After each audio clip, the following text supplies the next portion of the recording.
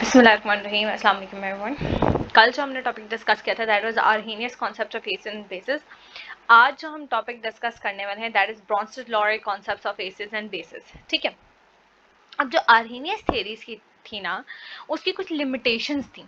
उन लिमिटेशंस को ओवरकम करने के लिए ही हमारे पर Bronsted Lowry theory of acid and bases या Bronsted Lowry concept of acid and bases आया था। देखिए, सबसे पहले क्या है कि दैट इन्होंने आपको यहीं से ये एक्सप्लेन किया है कि दैट जो आर्हेनियस थ्योरी थी उसकी कुछ लिमिटेशंस थी। ठीक है, वो वाली उसकी लिमिटेशंस क्या थी? सबसे पहले पॉइंट ये था कि दैट उसके लिए ना आपके पास एक एक्वस सोल्यूशन का होना बहुत ज़्यादा ज़रूरी है, क्योंकि हमने कल पढ़ा था कि देखिए कि जो हमारे पास एसिड या फिर बेसिस हैं, जब आप उनको किसी वाटर के अंदर डालेंगे तभी वो हाइड्रोजन आयंस या फिर हाइड्रोक्साइड आयंस प्रोड्यूस करेंगे।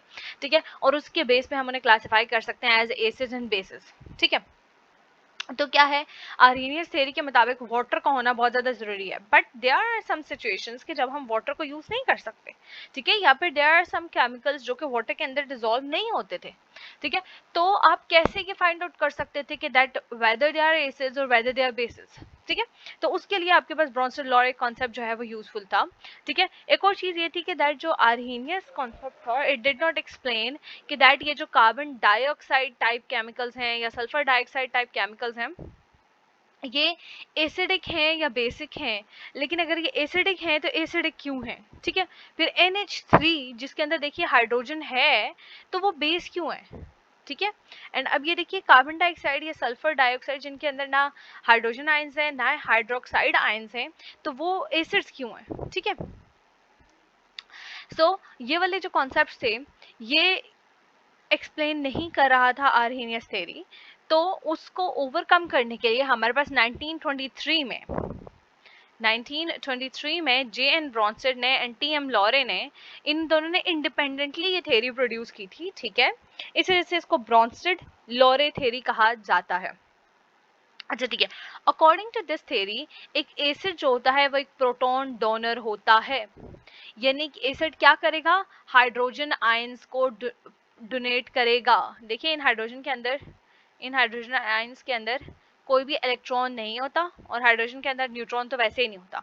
ठीक है, तो ये पॉजिटिव साइन का क्या मतलब है कि दैट जो हाइड्रोजन था उसके अंदर से एक इलेक्ट्रॉन आपने रिमूव कर दिया, तो ये हाइड्रोजन आयंस बने। तो अब चूंकि इनके अंदर सिर्फ एक प्रोटॉन है, इस वजह से जनरली इनको प्रोटॉन कहा जाता है। तो एक एसिड क्या होता है, वो एक प्रोटॉन डोनर होगा एंड एक बेस जो है वो क्या होगा, यहाँ पर एक प्रोटॉन एक्सेप्टर होगा। ठीक है, तो कोई भी ऐसा कंपाउंड जो कि एक प्रोटॉन को यानी हाइड्रोजन आयंस को डोनेट करेगा, हम उसे एसिड क्लासिफाई करेंगे। एंड कोई भी ऐसा कंपाउंड जो कि प्रोटॉन को एक्सेप्ट करेगा, हम उसे एक बेस क्लासिफाई करेंगे। फॉर एग्जाम्पल हम यहाँ पर ये सिंपल सा रिएक्शन देख लेते हैं, जिसके अंदर क्या हो रहा है, जिसके अंदर ये है कि दैट ये HCl हाइड्रोक्लोरिक एसिड एक कंपाउंड है। ठीक है, and then you have water here. ठीक है, अब क्या होता है कि दैट ये जो हाइड्रोजन आयंस होते हैं ये अट्रैक्टेड होते हैं by the negative partially negative part of the water oxygen. ठीक है, जो वाटर का ऑक्सीजन वाला पोर्शन है वो पार्शियली नेगेटिवली चार्ज होता है। ठीक है, उसके ऊपर जो है वो एक्स्ट्रा इलेक्ट्रॉन्स मौजूद हैं। ठीक है, जिसकी वजह से ये थोड़ा सा एक नेगेटिव कैरेक्टर शो करता है। तो ये नेगेटिव कैरेक्टर की वजह से क्या करता है कि इन हाइड्रोजन आयंस को अपनी तरफ अट्रैक्ट कर लेता है, जो कि पॉजिटिव है। यानी क्या होता है, नेगेटिव अट्रैक्ट कर लेते हैं पॉजिटिव को अपनी तरफ। ठीक है, और ये क्लोरीन और हाइड्रोजन के बीच के बॉन्ड को ब्रेक कर देता है। ठीक है, मैं एक दूसरा कलर चूज कर लेती हूँ जैसे आपको यहाँ पे समझ आए। ठीक है, यहाँ पे क्लोरीन और हाइड्रोजन के बीच का बॉन्ड ब्रेक हो जाता है। ठीक है, एंड जो क्लोरीन है वो इलेक्ट्रॉन्स इधर शिफ्ट हो जाते हैं और हाइड्रोजन आयन जो है वो मूव कर जाता है टुवर्ड दिस ऑक्सीजन और यहाँ पर एक बॉन्ड फॉर्म हो जाता है। तो अब देखिए, इन दिस रिएक्शन HCl ने हाइड्रोजन डोनेट किया है, तो इस वजह से ये जो HCl है इट इज एन एसिड। आप ये नहीं कह सकते कि ये क्लोराइड आयन इसने हाइड्रोजन डोनेट किया। देखिए, इस क्लोराइड आयन के पास तो हाइड्रोजन है ही नहीं ना इटसेल्फ, तो how can we say that इसने डोनेट किया? इसने डोनेट नहीं किया, इस HCl ने डोनेट किया अपना हाइड्रोजन आयन और खुद कन्वर्ट हो गया इनटू द क्लोराइड आयन। तो एसिड आप किसको कहेंगे? इस HCl को, हाइड्रोक्लोरिक एसिड को, ठीक है। और वाटर ने इस सिचुएशन के अंदर, वाटर ने, ठीक है, वाटर ने इस सिचुएशन के अंदर हाइड्रोजन को एक्सेप्ट किया है। तो according to the Bronsted Lowry theory it is a base. What is a base? Hydronium ion is not a base. Water is a base. Again, क्योंकि water ने हाइड्रोजन आयन एक्सेप्ट किया है, इस hydrogen ion, sorry, hydronium ion ने अभी hydrogen नहीं accept करना, जिसने किया है उसको आप बेस कहेंगे। ओके, अब देखिए यहाँ पर which substance is donating proton, तो यहाँ पे क्या हो गया, HCl इज डोनेटिंग प्रोटॉन है, ठीक है। Which substance is accepting proton, तो आपका जो वाटर है H2 है उसने प्रोटॉन एक्सेप्ट किया। तो which substance is an acid, जिसने डोनेट किया है प्रोटॉन को according to the Bronsted Lowry theory, ठीक है। तो किसने किया है, HCl ने, तो यहाँ अगेन HCl आप लिखेंगे। Okay, and which substance is a base, H2O। Confuse नहीं होना, आपको पता होना चाहिए कि किसने एक्सेप्ट किया है, किसने डोनेट किया है। आपने हाइड्रोनियम आयन को या क्लोराइड आयन को ना एसिड क्लासिफाई करना है ना बेस क्लासिफाई करना है। Hope so I am clear with this, ठीक है। फिर भी अगर आपको नहीं समझ आती तो हम कुछ और रिएक्शन से आपको एक्सप्लेन कर देंगे। अच्छा, अब देखिए, where does the OH ions come from the from in the ionization of bases such as ammonia। अब देखिए, अब यहाँ पर देखिए HCl को वाटर के अंदर आपने यहाँ पर डिसॉल्व किया था, तो असल में उसने अपने हाइड्रोजन आयन को ही डोनेट किया था और क्लोराइड आयन जो है वो यहाँ पर बना दिया था। अच्छा, अब क्या है यहाँ पर, ये उनने वाटर वाली एग्जांपल ले लिया है, तो आप देख रहे हैं कि HCl को उन्होंने आर्हेनियस कॉन्सेप्ट से पहले एक्सप्लेन किया था कि that HCl is an acid, और अब उन्होंने जो है वो एक्सप्लेन किया है फ्रॉम द ब्रोंस्टेड-लोरे थ्योरी कि that it is an acid, ठीक है। यूं आपकी वेरिफिकेशन हो गई। अब हम आ जाते टुवर्ड्स अमोनिया के केस में, कि अब यहाँ पर ये क्वेश्चन करें कि दैट जो हाइड्रोक्सिल आयन है वो अमोनिया के केस में कैसे प्रोड्यूस हो रहा है, ठीक है, जबकि अमोनिया के पास इट सेल्फ जो है वो कोई भी हाइड्रोक्सिल ग्रुप नहीं है, OH ग्रुप नहीं है, ठीक है ना। तो according to the Arrhenius theory इसको एक बेस नहीं होना चाहिए, लेकिन ब्रोंस्टेड-लोरे थ्योरी इसको एक्सप्लेन करता है कि दैट जब आप अमोनिया को NH3 को, ठीक है, अमोनिया आपने को पता होना चाहिए, अमोनिया किसको कहते हैं, NH3 को कहते हैं, ठीक है। So this compound is ammonia, आपको ये स्पेलिंग यहाँ पे लिखे हुए दिखाई दे रहे हैं, ठीक है। जब ये अमोनिया वाटर के साथ रिएक्ट करता है तो अब देखिए, अब यहाँ पर इसके नाइट्रोजन के पास इलेक्ट्रॉन्स हैं, ठीक है, और ये ज्यादा स्ट्रॉन्ग वाले इलेक्ट्रॉन्स हैं, तो ये क्या कर लेता है कि वाटर के हाइड्रोजन आयन को अपने पास बुला लेता है और अमोनियम आयन में कन्वर्ट हो जाता है। Let me right it for you, ammonium ion में कन्वर्ट हो जाता है, ठीक है। ये खुद इटसेल्फ अमोनियम आयन में कन्वर्ट हो जाता है, और जो चूंकि इसने क्या कर लिया था कि यहाँ से बॉन्ड ब्रेक कर लिया था, तो वाटर के अंदर सिर्फ OH बचा, हाइड्रोक्सिल आयन बचा, ठीक है। तो अब देखिए यहाँ पर, अब आप मुझे ये बताएं कि कौन सा एसिड है और कौन सा बेस है। Think it for a second and then फिर मैं आपको समझाती हूँ। देखिए, यहाँ पर अमोनिया ने, NH3 ने हाइड्रोजन को क्या किया है, एक्सेप्ट किया है, तो एक्सेप्टर क्या था, बेस, और वाटर ने क्या किया है, डोनेट किया है, तो water is acting as an acid.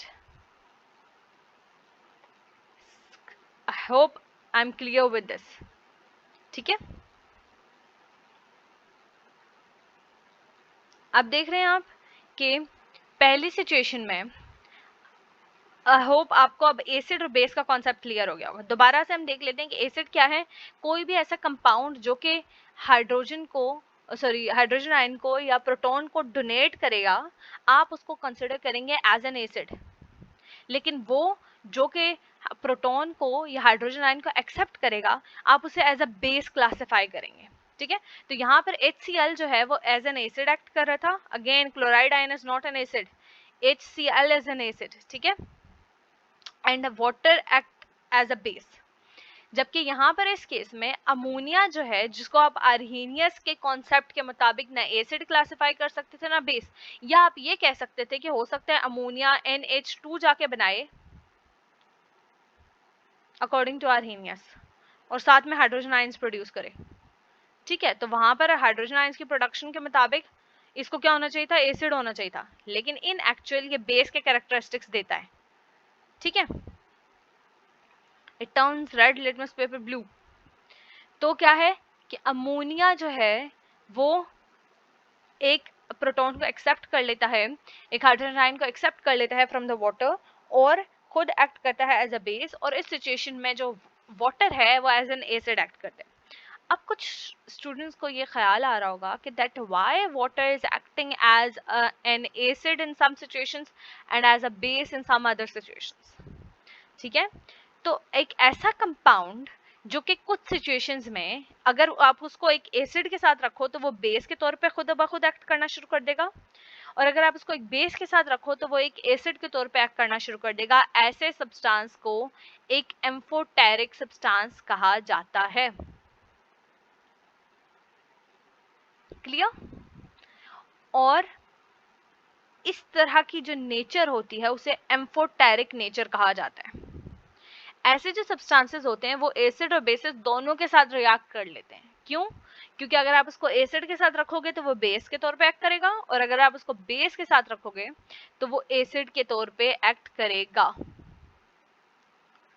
Acid के साथ वो एज अ बेस, और बेस के साथ वो एक एसिड के तौर पे एक्ट करेगा। Hope I am clear with this and आपको ये चीज समझ आ गई। अच्छा देखिए, अब हम कुछ एग्जांपल्स को यहाँ पे कर लेते हैं। HCl जो वाटर के साथ रिएक्ट कर रहा है तो H3O पॉजिटिव बना रहा है। ठीक है, और क्लोराइड आयन अकेला रह गया है जो कि HCl के अंदर था, तो इसका मतलब ये टूट के जो है वो क्लोराइड आयन बना है। समझ आ रही है? तो अब आपको सिंपली इस रिएक्शन के अंदर यूं आइडेंटिफाई करना आना चाहिए। अब देखिए यहाँ पर वाटर के पास 2 हाइड्रोजन थे और 1 ऑक्सीजन था, लेकिन यहाँ पर आके वाटर के अंदर क्या हुआ है कि 1 हाइड्रोजन कम हो गया है, और अमोनिया के अंदर 1 हाइड्रोजन ज्यादा हो गया है।